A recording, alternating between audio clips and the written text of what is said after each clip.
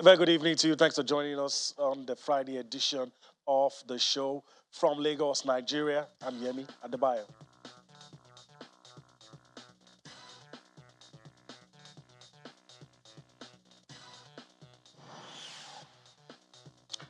All right, Austin is with us as well. It's time for us to take our viewers on a ride across the money spinning world of sports.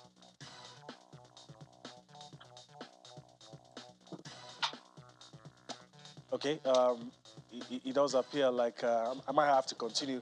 Austin will join me later on as we take a trip across the money spinning world of sports. Let me give you, while we wait for him to join in, let me give you a quick rundown of what to expect on the show tonight. Tonight, we talk about the Super Falcons of Nigeria as they continue the quest to book a place at the next African Women Cup of Nations to be held in Morocco. We'll also, on the show tonight, talk about the English Premier League and also give you a slice of what is going down in Turin, talking about the ATP Tour Finals. All right, so Austin joins us now. Greetings to you, Austin. It's always good doing this with you.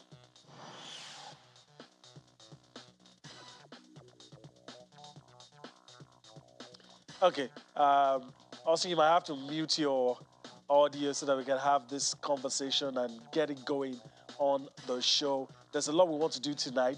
We're going to be talking about the Super Falcons. Of course, we have a special interview lined up.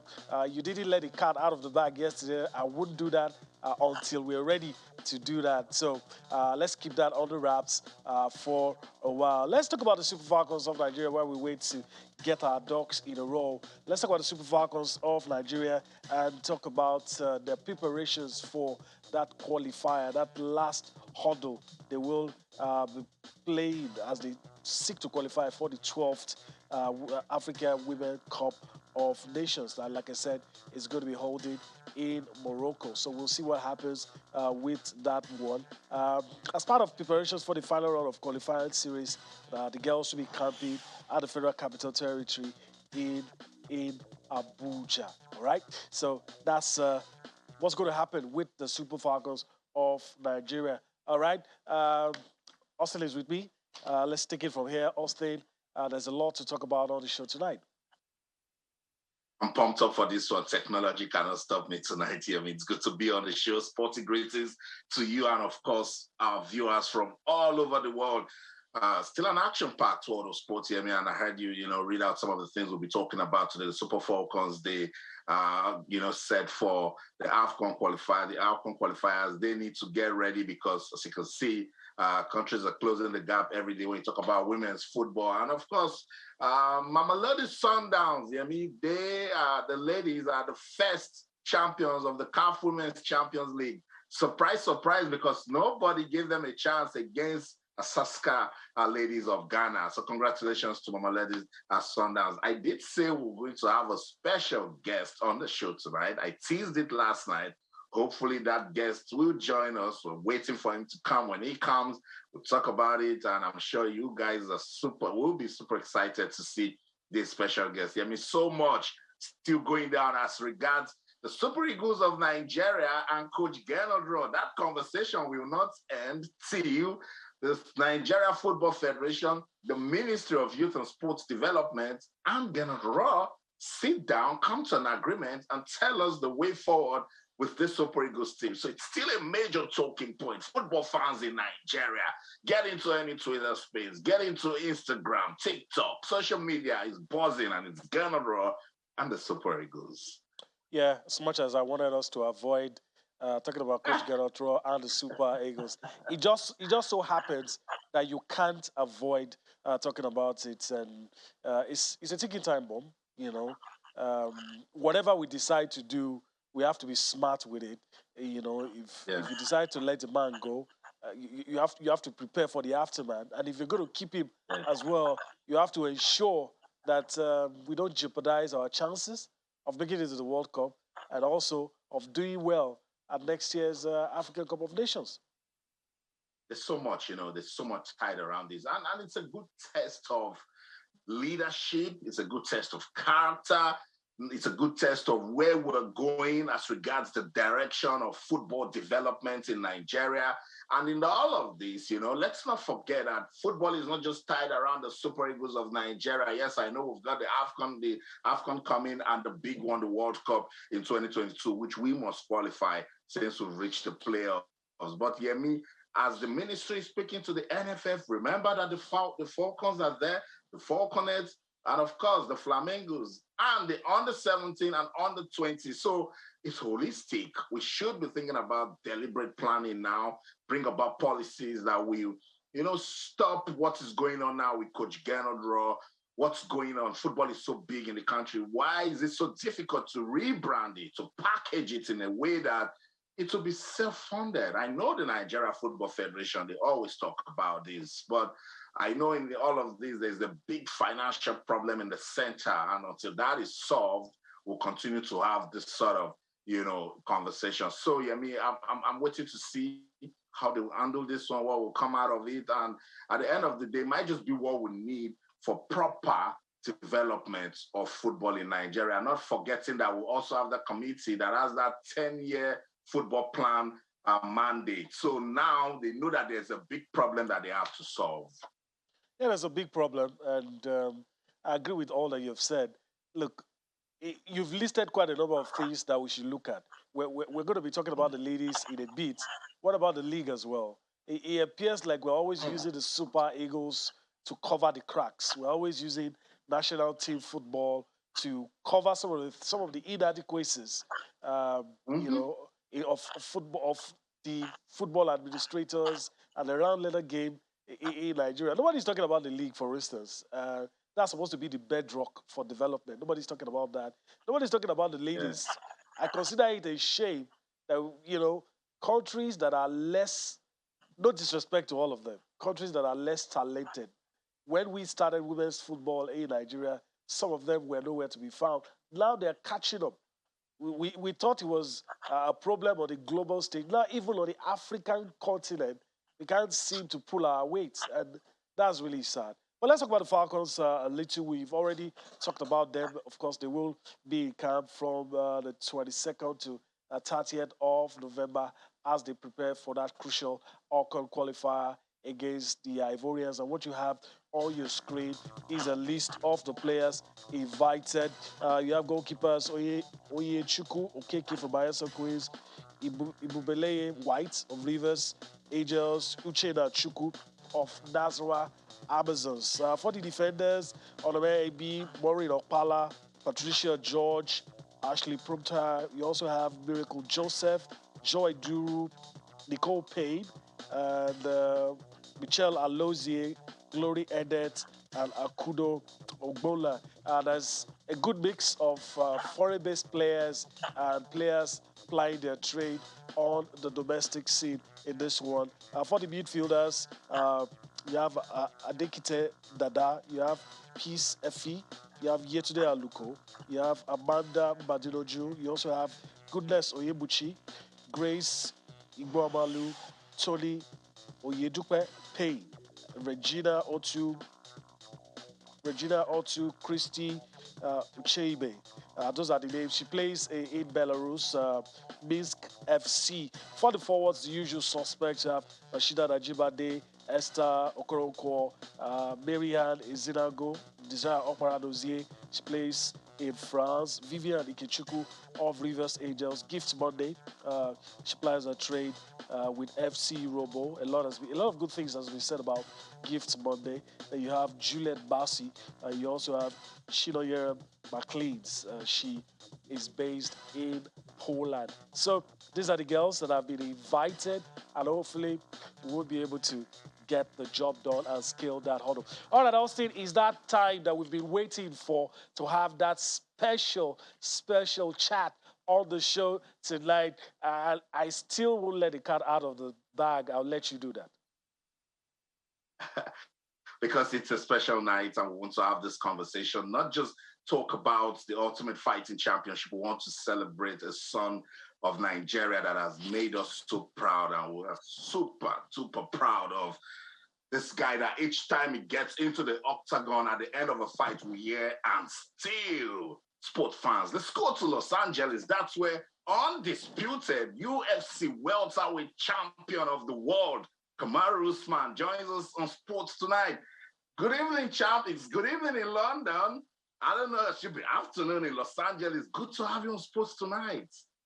Thank you. The pleasure is mine. It's actually, yes, afternoon. It's 12 over past 10 past 12 here in Los Angeles. So it's a pleasure to be, back on the show. And it's a pleasure to, of course, be able to talk to the masses and just let them know how grateful that I am for all the support.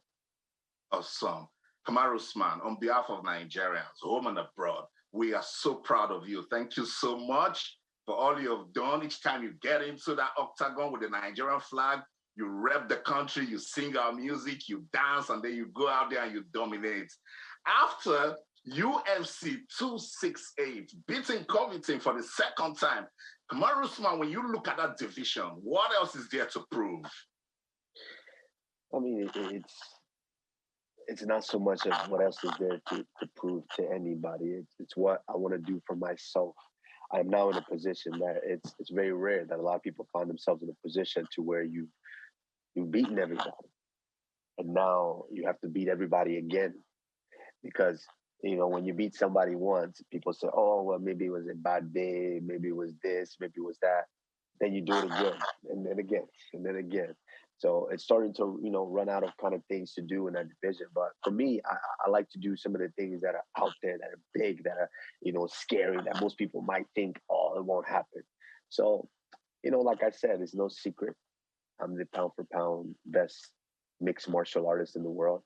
And why not challenge the pound for pound best boxer in the world and see what happens there? So I'm all for the challenges that come, and hopefully we can get it done. Awesome. You've defended your title 5 times, Kamaru Usman, 5 times. And each time you defended a title, you did it with style. Undisputed, the best pound for pound fighter in the world. There's a big record in front of you, Anderson Silva's record. There are loads of records also that you can smash. What would be the best legacy for you? It's crazy. A lot of people ask me that about the records. I don't really look at the records. That's the funny thing for me, is I don't look at the records. As long as I look at the next fight and I go out and make sure that I do that job well, the records just add up. So I'm not looking at the record. I want to continue to do my job well each and every fight. And by the time I'm done, I will have every record there is to have, so people can let me know how much of an impact I had in the sport. All right. Why is there so much? I don't know what to call it. I don't want to call it beef, because you deal with it so well with the other guys, particularly with Colby Covington. But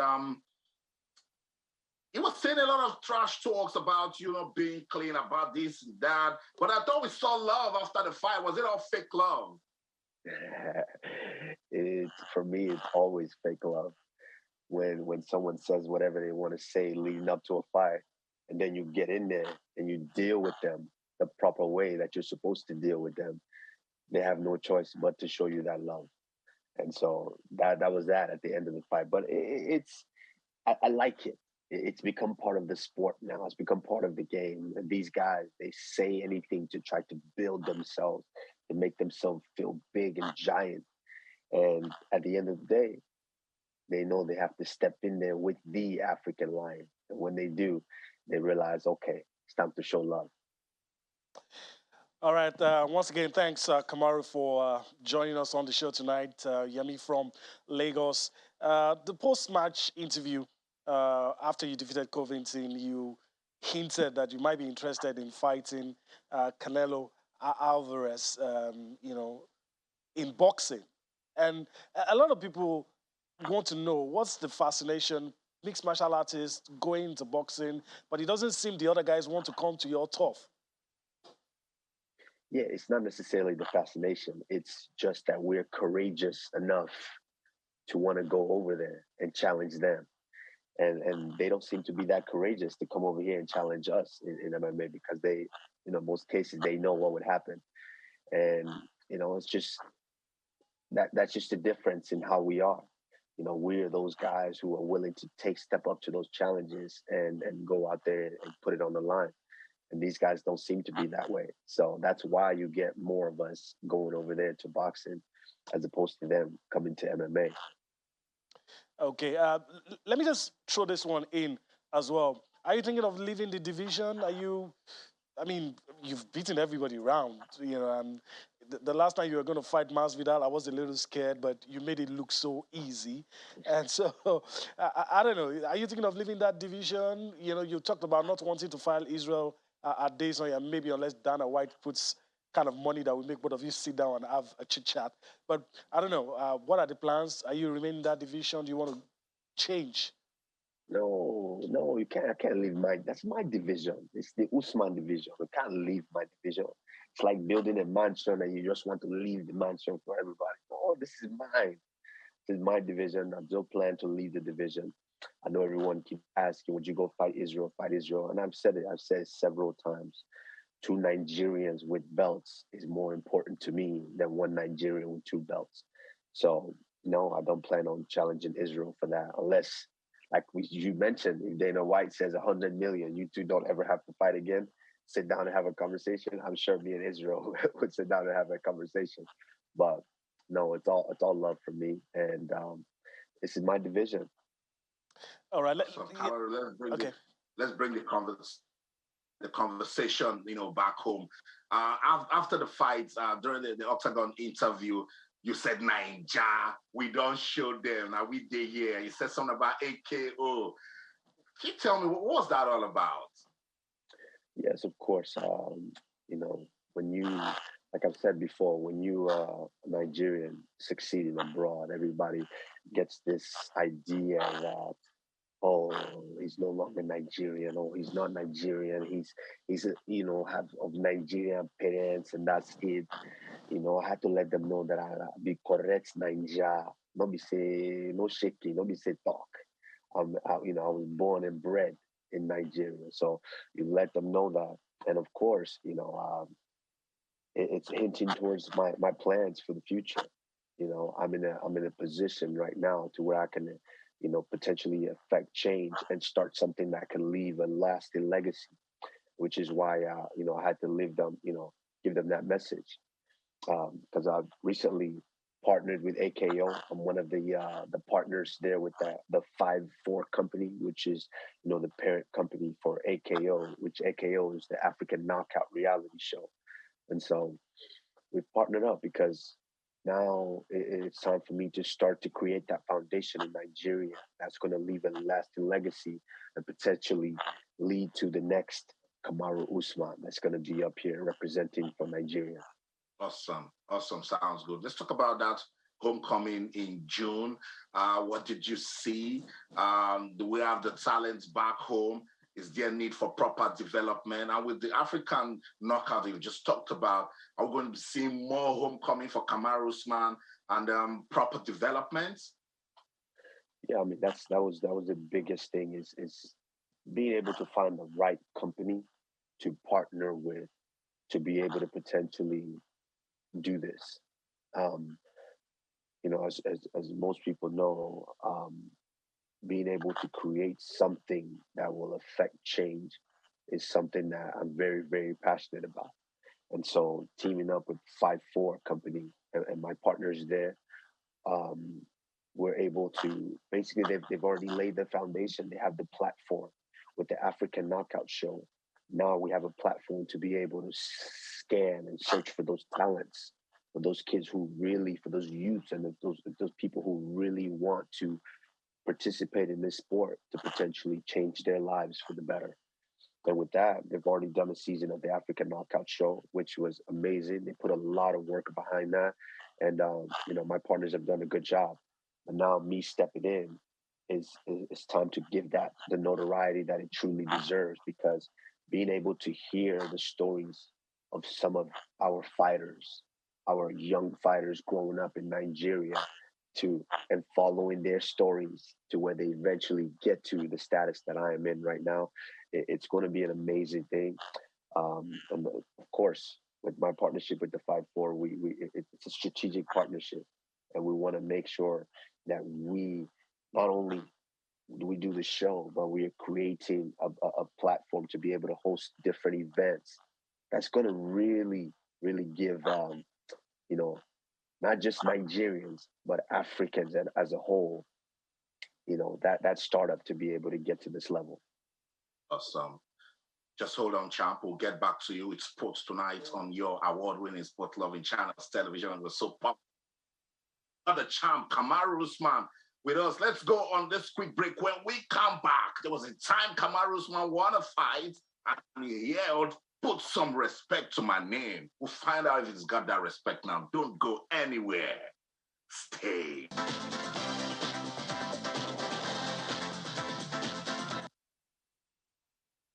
Welcome back, Sports Tonight on channels, television. We're speaking to the undisputed UFC welterweight champion, the Nigerian nightmare, Kamaru Usman. He's chilling in Los Angeles after, of course, he took out Covington. So he's just relaxing right now. Kamaru Usman, let's get on with the conversation. After you defeated Gilbert Burns, he jumps on that octagon and he said, "Put some respect to my name." With all you've achieved after the fight, have they stamped that respect on your name now? I think we'll get in there. We'll get in there because for some reason, like I said, people like to think, okay, what you did the last fight was great, but we have someone better. We have someone better that can stop you, that can defeat you, that can do this better than you. So at that point, I felt that I needed to let them know that, hey, I'm the champion for a reason and I'm here to stay. So it's time to put some respect on my name. Awesome.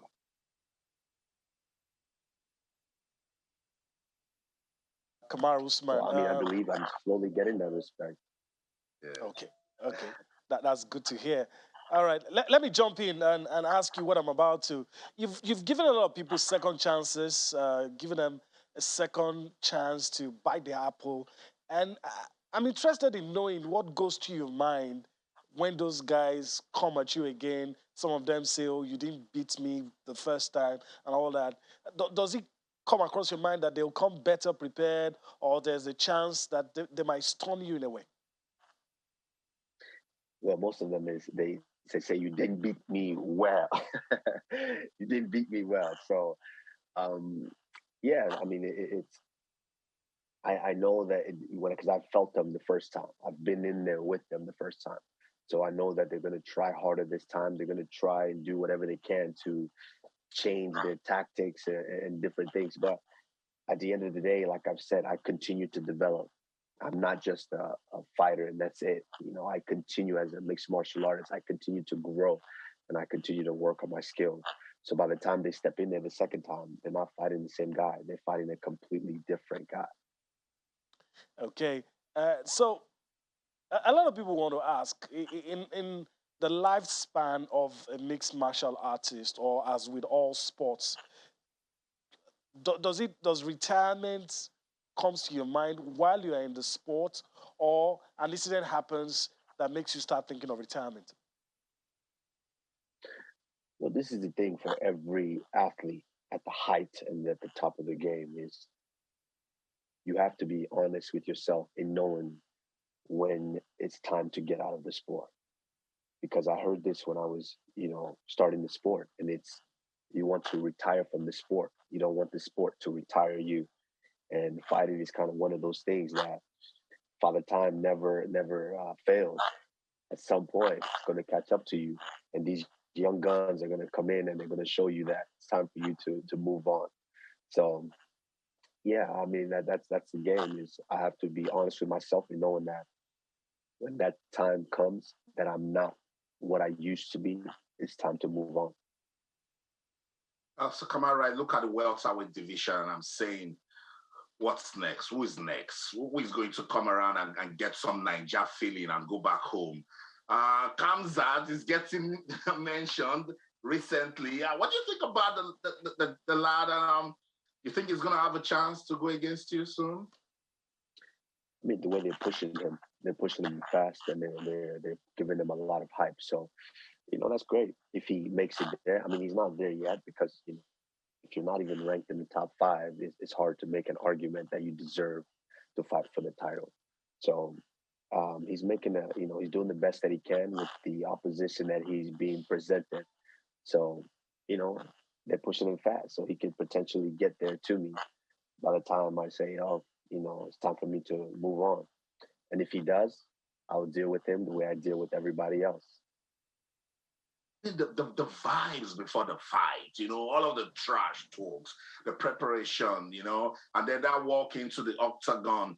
Each time I look at you and the confidence you take in there, what's the motivation for Kamaru Usman? Well, there's a lot of people say fighters are a different breed in a sense. In our mental, we're a different breed. And it's kind of that way when you have to compete like that. It's mano y mano. You have a problem with this other man. You have to go settle it. You have to handle it. Both of you have trained to the best of your ability. Now it's time to go settle the problem that you have. For me, that motivation to be able to best him in every way possible in combat is big. Is really, really big for me. And on top of it, now that motivation comes with the prize for you to be able to take care of your family. And so, of course, with that, there's no shaking. I can't miss that.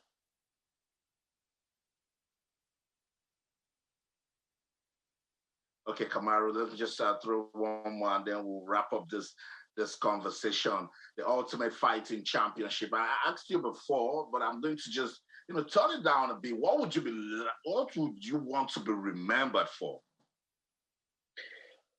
Well, I mean, I've this is a sport, and as a sport, you want to go down when you walk away from the sport. You want to go down in history as someone who is remembered for generations to come.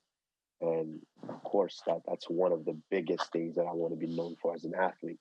But also, like I mentioned, now with my partnership with the 5-4 company, which is the parent company for AKO, African Knockout, I want to be able to leave a lasting legacy to where now we are creating the next Kamaru Usman and the next Kamaru Usman after that.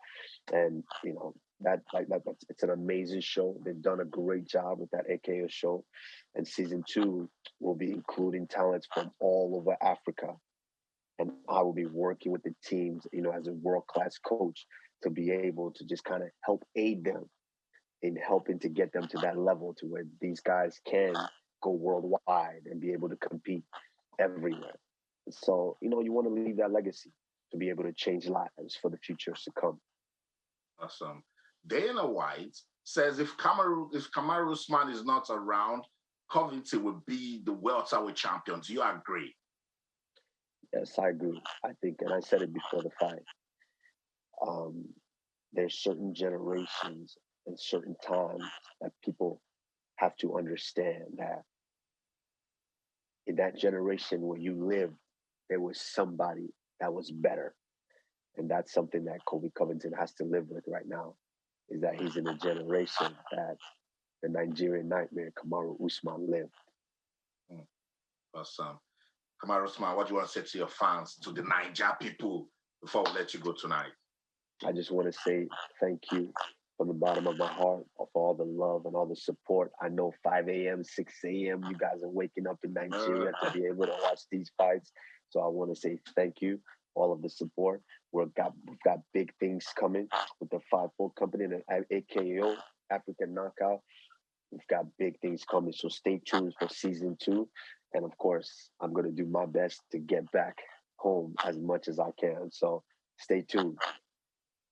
Awesome. Thank you so much. The champ, Kamaru Usman, always a delight to speak to you. And just know this, we love you so much. We're rooting for you. Just keep winning. Thank you so much. Thank you. Thank you. Awesome. That's it. Undisputed UFC welterweight champion.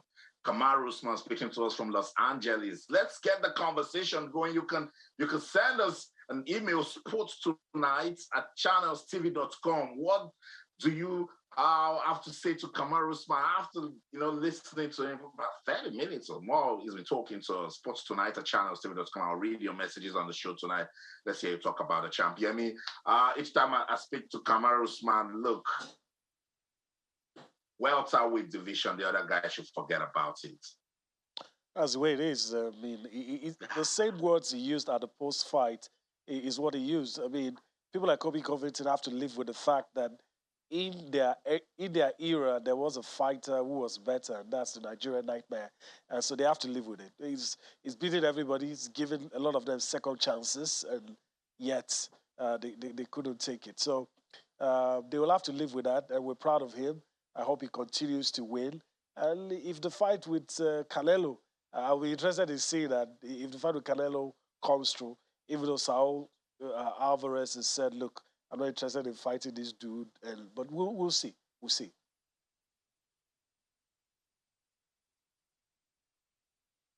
All right, so we're going to move on the show now. At some point, Alfredo Kuligbe will join us. We'll take a look at all the things happening in your fast-paced and money-spinning world of sports. Let's start off with what happened today. CAF Women's Champions League. Let's take a look at the results. And Mamelodi Sundowns came out on top. They have won the inaugural edition of the CAF Women's Champions League. That's it right there on your screen. Of course, they won 2-0 in that one. Mamelodi Sundowns winning in that one. They defeated the Saka Ladies of Ghana 2-0.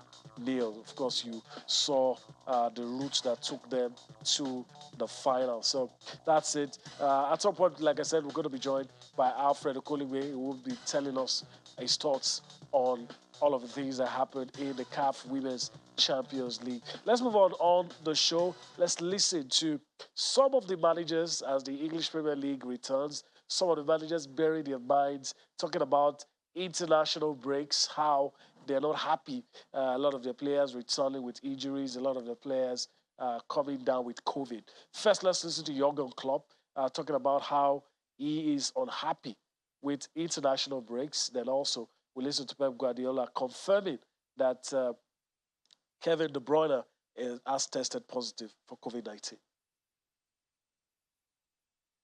Nope. I hate international breaks. Absolutely, no. And it didn't help from an injury point of view. So let me say like this: if we would have played the week after, not again immediately again 3 days later, our players for sure would have had, all players who had no games would have had 2 days off with their international with the teams, with their national teams. They train pretty much through all this because the coaches want to have their own targets and own agenda, and they want to very often think that they have to do physical work with them as well. And no, I don't like it. Jack is getting better after go to the national team. Phil Foden came back with some disturbing with a knock on and problem with his leg, but he's getting better. And unfortunately, Kevin got positive from COVID in Belgium, so will be 10 days isolated. The momentum now is positive and now has to recover well, going with less symptoms as possible. The healthy, the human being is more important than everything else. So when one person is positive, be careful because still right now the people are dying about this pandemic situation. Of course, he was vaccinated, so now he's more protected, and hopefully the symptoms will be minor. And the important is come back. When he came back, it was negative. He will start again to training with us, and as soon as possible come back. But it's not about any concern about the rhythm or we're going to miss. The person is more important. When everyone got the positive, you have to be careful and you have to help him and be isolated and at home, and hopefully it's going well. All right, international break is over, but of course the effect. Kevin De Bruyne came back from international duty with COVID-19, and of course Jurgen Klopp talking about not liking the international breaks. He's dealing with a lot of injuries, and he feels the players are overworked. All right, also let me come to you. Most of this is happening in your backyard. Is the aftermath of the international weekend, and most of these managers. Pep Guardiola was a bit subtle in his own he listed quite a number of players who got injured, who were trying to recover. But as far as Younger Club is concerned, he just doesn't like international breaks. And he's always been very plain with that. I mean, Jurgen Klopp and international breaks. There was a time at the press I said that countries are careless with their players, and it will always bring us to that club versus country row. Because when the club starts acting like they own the players, what do they want the country to say? So in fact, even Pep Guardiola, not just Pep and Klopp, a lot of managers, each time the international window comes, a lot of worry for them. They're checking up on players, asking them to be careful, know what you eat, be careful with the tackles out there, because they pay so much for these players. They spend more time with these players, so they believe that they own the players. But it's quite unfortunate for Manchester United, Manchester City, and Kevin De Bruyne are testing positive for COVID-19. And this will bring back the conversation because De Bruyne is vaccinated. And with this now, he will isolate for 10 days. And it means he's going to miss their next home game against Everton. And when's this Champions League game against Paris Saint-Germain? He's the playmaker for Pep's team. And for Pep will need to find a way to, reshuffle his formation and find ways to, fill in for the absence of De Bruyne. So he has said hopefully that the symptoms will be minor. This guy will have a big role to play, Jack Grealish, in the absence of Kevin De Bruyne. So he's not so worried, Pep Guardiola not that worried about the COVID-19 situation with De Bruyne. He's just hoping that it doesn't affect the psychology of the players, because that's one thing about this stuff. He stopped getting bothered. Who will come close to him? Who is the next person that's going to test positive? But this is Manchester City. It's a big team. Look at stars everywhere. So hopefully they're not going to miss De Bruyne that much. But a big game against Paris Saint-Germain, you want to have all your players to execute that one. Yeah, sure. All right. Still staying at your end. Also take us through the fixtures for the Premier League. Of course, it doesn't get bigger than Arsenal, Liverpool this weekend. We're going to take a lot of reactions from the manager, but help us reel out the fixtures. Yeah, so another big weekend in the English Premier League. And for clubs like Tottenham, a lot of persons will be waiting to, see what's going to happen with that next game. Leicester City, Chelsea. That's a big one, And this means so much for us in Nigeria with the likes of Kelechi and Acho and Wilfred Ndidi, playing for Leicester City. Let's see if they can, face the attacking, prowess of this Chelsea side. And with the international break, don't forget, whenever we come back like this, everything is reshuffled. Aston Villa, new boss, Steven G. Let's see what he can do at home against Brighton. Burnley will take on Crystal Palace. Newcastle still trying to find their rhythm after the takeover by the Saudis. They're still trying to, get in there and record their first win. Norwich City, they have a new coach in Dean. Let's see what they can do against Southampton. Watford going against Manchester United. Wolverhampton will host the informed West Ham. That's the team of the moment, if you ask me. I mean, in the English Premier League, while Liverpool will take on Arsenal. Big game on Saturday in the English Premier League. And I'm sure you have your eyes fixed firmly on that one, Liverpool and Arsenal. And that's the one that will definitely get everybody talking in North London. Tottenham taking on Leeds United. New manager still trying to, get the first win for the team from the English Premier League. Let's see what they will do. And then Manchester City, we mentioned, will take on Everton. It doesn't come big. There's Liverpool, Arsenal. There's Leicester City, Chelsea. There's Tottenham, Leeds. There's Man City, Everton. It's the English Premier League. Which of the games are you looking forward to? Well, of course, for personal reasons, I would love to see Arsenal against Liverpool, just to test how far the Arsenal side have developed. I mean, it's going to be a good test against Liverpool. And Liverpool, too, not without their own problems. So it has the makings of a great game. All right. Better late than never. Alfred Okoliwe joins us now. Alfred, greetings to you. Thanks for finding out time to be with us on the show. We have a few minutes to go, but it's good to have you nonetheless. I want to get your reaction to what happened today. Mamelodi Sundowns, the female side, of course, have won the inaugural edition of the CAF Women's Champions League? I just tells you that the South Africans are coming. Good evening, Jamie. I'm Austin, and the rest of the guys. Just tells you that the South Africans are here, especially when it comes to the women's game. They've shown us that if they keep at it, and the Kosovo region is doing so much, almost every year you see them playing one competition or the other, and that is not the same for West Africa, and they're beginning to get the results. And so for relations, Mamelodi Sundowns, that the CAF president can now thump his chest to say, okay, we've got this one over the rest of the continent. And so they are here. That's the reality on ground. And if we don't have anything on ground in terms of, because there's no reaction yet from, especially Nigeria, which used to dominate women's football. The Rivers Angels team, they are back in the country. Everybody is looking the other way as if nothing happened. No reaction. The women's league didn't make any statement.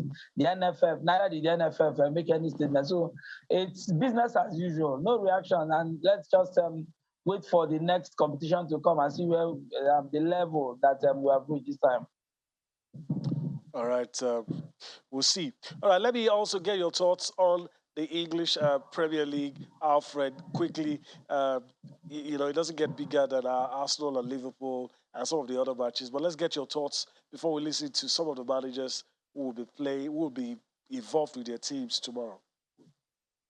Oh, yeah, you did mention about it would be nice to see how the Arsenal young guns to react against the firepower of a Liverpool team that boasts the powerhouse, two of Africa's biggest players yet in Sadio Mane and the Egyptian Pharaoh. I mean, nice to see how these Arsenal guys, these youngsters that have gone, like how many games now since they are lost to Manchester City, the second or third game of the season, they've gone unbeaten all through. So it will be a big test for them. Like I said, Arsenal fans are not expecting much from this team this season. And for Liverpool, they know that if we want to keep up the pace with the likes of Chelsea, this is the games that they ought to take maximum points. So I think the pressure will be more on Liverpool to win this one than Arsenal to drop points.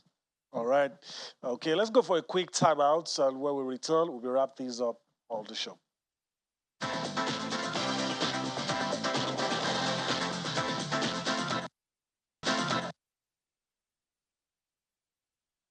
Well, it's always a test. It's a fascinating stadium to play football. You have to be at your best. You have to raise the level to your maximum standards, emotionally, physically, technically, tactically, because if you don't, you get exposed. And to what Anfield is always a test. But again, if you are able to do that as well, there are not that many grounds as good as that to feel that you are a proper footballer.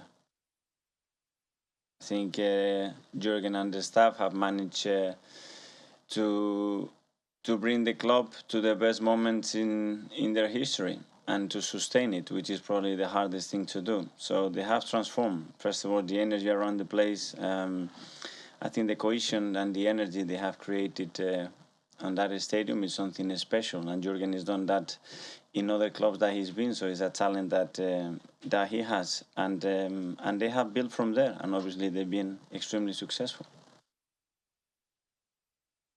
All right, Mikel Arteta speaking about Yogo Club and also about the game against Liverpool. All right, Austin, let me pass it on to you. We have just about a minute to wrap things up. But your thoughts on some of the things you've listened to the managers say?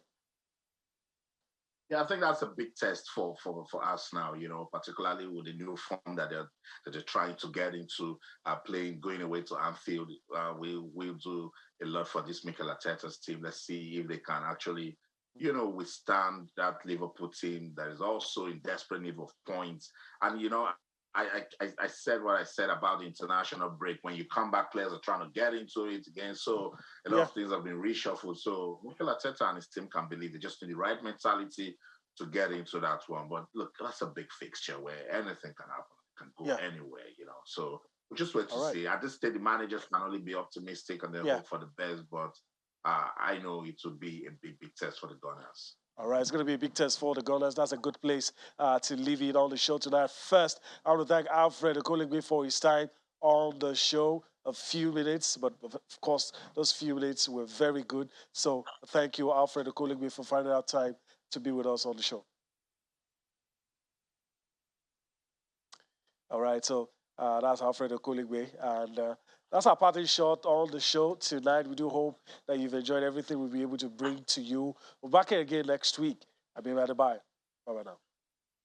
Let me also take some time to say thank you to Kamaru Usman for joining us on the show. In London, I'm Austin Okonapan. In everything you do, remember, keep talking sports. Bye for now.